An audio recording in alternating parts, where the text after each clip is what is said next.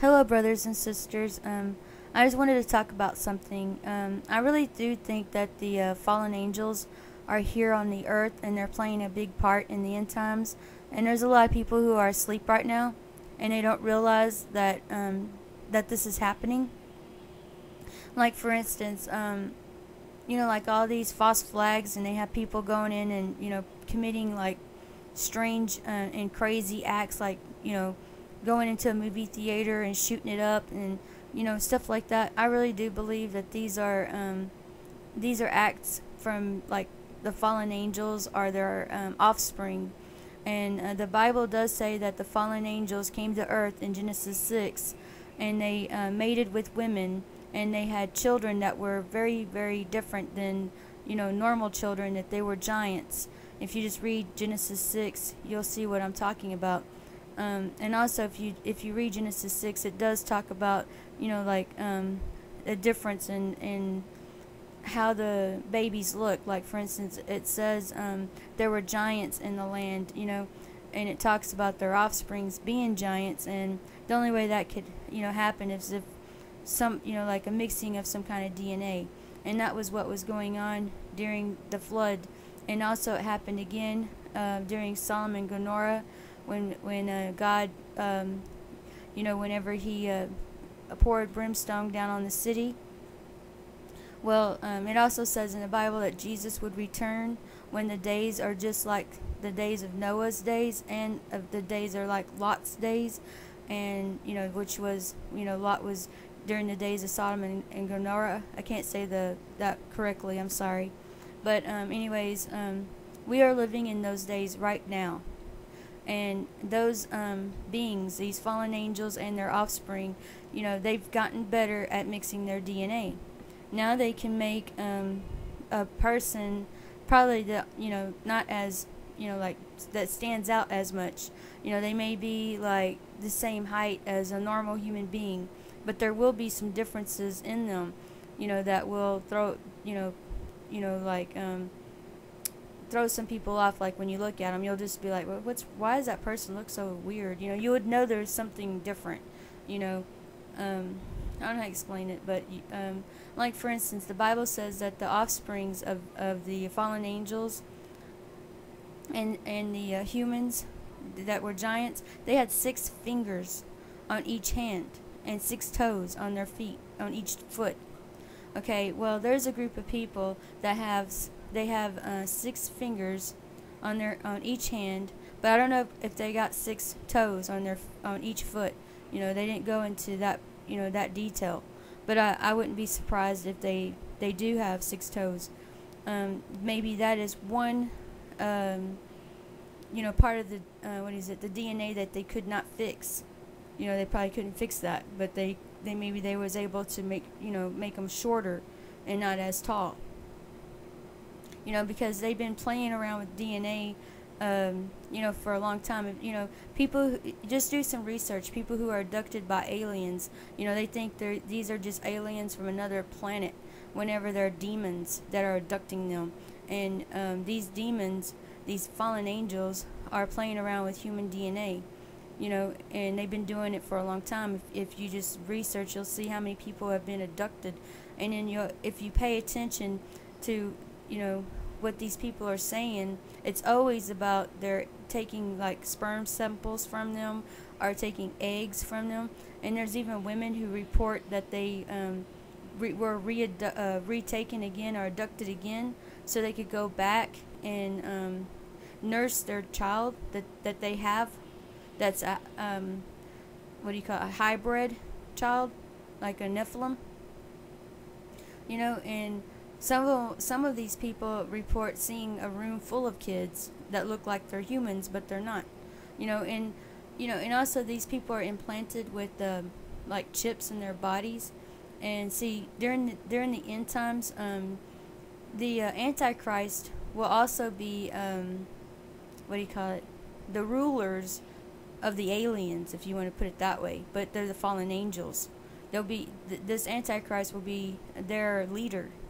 Okay, so these fallen angels are all for the what is it, the New World Order. They can't wait for the New World Order to take effect, because they are part of it, and they will also be introduced into society here soon, and they will no longer have to hide who they are. But they will still kind of hide it, because they won't say that they're fallen angels, and they're not going to say that they're Nephilims. They're not going to say that they're beings like that, because they don't want to prove the Bible to be correct. So they're going to call themselves anything but that. They're just going to say they're an alien life from another planet, and some people are going to fall for that deception, and not realizing that they're mentioned in the Bible, and the Bible warns that in the end times they will return, because they'll be just like the days of Noah's days and the days of Lot's days. And you just have to do a lot of reading and research to find out what was really going on. And you'll see that there was giants in the land, and the reason why God had to flood the world was because of these giants and these fallen angels, because they were ruining DNA. And the only ones that did not ruin their DNA was Noah and his family. They were the only ones that were pure, so that's why they were saved. Everyone else had to get wiped out off the planet, because their DNA was corrupt. And we couldn't continue with carrying that DNA on forward through history, because everyone would look probably creepy looking right now. So God put an end to it.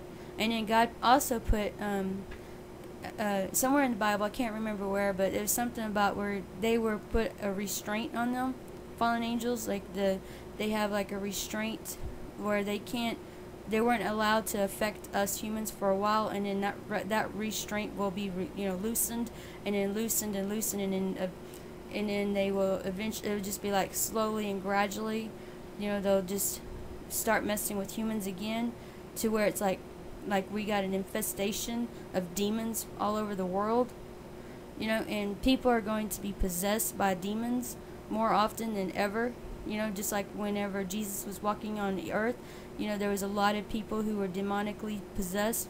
Jesus healed them. Well, we're going to see that on the streets. When we walk down the streets, it's already happening. There's people who are pulling their clothes off, getting naked, and jumping on people's cars and attacking people through their sunroof. It's happening. There's a girl stripped naked almost, I think down to her panties, and went into McDonald's and was destroying McDonald's, because she was demonically possessed. Some people might say, well, it was drugs. Well, I don't know if it was drugs or not, because I've seen people who took in drugs before, and I've never seen them stripped naked and try to bite people's face off or anything like that. So that's why I think it could be a combination, though. It could be a combination of the drug and being demonically possessed, because they say drugs are the gateway. If you think about that, drugs are the gateway to open up your soul for demonic possession, because you're opening yourself up for that, and so maybe that's what's going on, and it's happening more and more, because we are living in the end times, and the demons are free, and they're running, looking for whoever they can, jump into, like possess or take over. Like there's some kids that were playing with the Ouija board, and this was, I think it was here in close to the Mexico border or Texas, I'm not sure, but they're playing with the Ouija board. There's a report on it, and they became demonically possessed. One of the girls was growling like a dog, and or growling like an animal or some sort, and the other two were like like hallucinating, and they couldn't see or hear anything that was going around them. Well, anyways, what I was trying to say earlier is that the fallen angels are all for this new world order, and their leader is the Antichrist, and that's why they're all for it. And if you notice that when people are abducted by these aliens, they are implanted with a microchip. Well, whenever the Antichrist comes into power, he's going to force everyone to take a RFID chip or some kind of mark on their right hand or their forehead. We're not real sure what kind of mark it will be, but it will be something that will be on your hand or your forehead. And he will force everyone to accept this mark.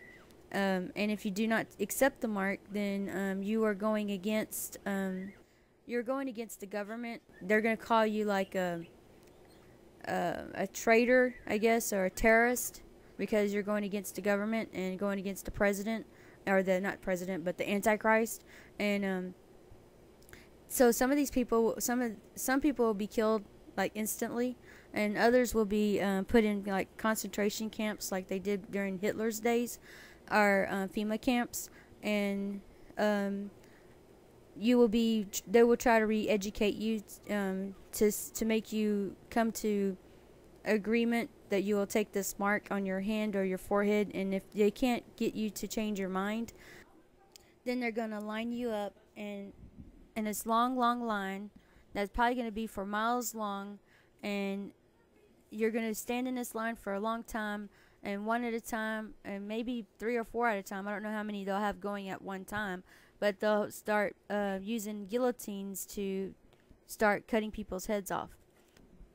But whatever you do, do not get out of the line, and do not chicken out, because Jesus is in control, and you won't feel any pain. He will make sure of that you don't feel any pain. He will take care of you. And all you have to do is just praise him and glorify him, and just put your mind on Jesus during that time, and forget about everything else in this world, and just praise and glorify him, because that day will be the day that you will be with Jesus Christ in heaven. And so don't chicken out, don't run out of the line because you're afraid, because your flesh will die. Only your flesh will die.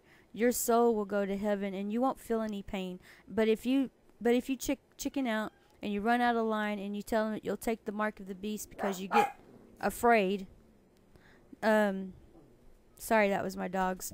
If you get afraid and run out of line, and they give you that mark of the beast, then when you go to hell, because you will go to hell for that, you will feel pain for the rest of your life. You will feel pain. I mean, not for the rest of your life, but you'll feel pain for eternity. And you're running away from pain because you're afraid of the pain that you was going to feel from the guillotines. But in turn, you'll be actually running towards pain, because you'll be going to hell, and you'll be feeling pain for eternity. So that's one way you need to look at it. And remember, Jesus will be there with you, and he will take the pain away from you, and he will protect you from that pain. But you still have to go through the guillotines if that's what happens. And but you will be in heaven with Jesus, and you'll get your white robes. And so whatever you do, don't chicken out. Don't take the mark. It's not worth it, because eternity of hell and living in torment for eternity, that don't sound very fun. And whenever you're in heaven, there won't be any pain. There will be no more suffering. There will be no more death. There'll be, everything in heaven will be beautiful, and it'll be like the greatest. I don't know. There's no words for it. It'll be just so great, and you want to spend eternity there and not in hell. Trust me. Well, anyways, I just wanted to share this with y'all, and I wanted to show you these people to see what y'all think. And that's it for right now. God bless you all. All right, bye-bye.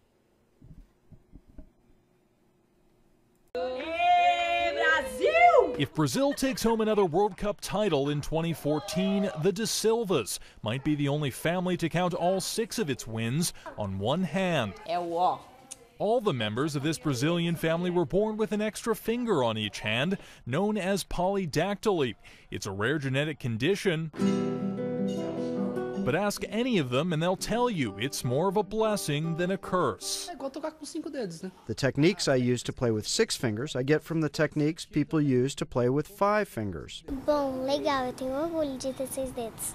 It's cool. I'm proud of having 6 fingers. It's easier to grab things and do other stuff. And that pride never shines more brightly than during this year's World Cup, the local media making them a symbol of hope that Brazil will lock down its 6th World Cup title. Since the last World Cup, we've wanted Brazil to win its 6th championship. so we can show with our 6 fingers the number of times Brazil has won. This year, they'll be on the edge of their seats during each match, keeping all 12 fingers crossed. Robert Bumstead, Associated Press.